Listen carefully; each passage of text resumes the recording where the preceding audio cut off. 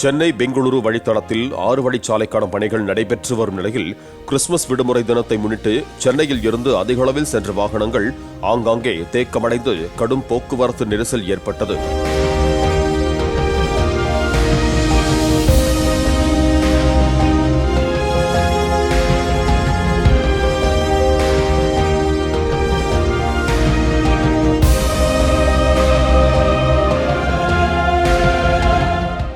Play store மற்றும் app ஸ்டோரில் இருந்து பாலிமர் செயலியை QR கோடு மூலம் பதிவிறக்கம் செய்யுங்கள்.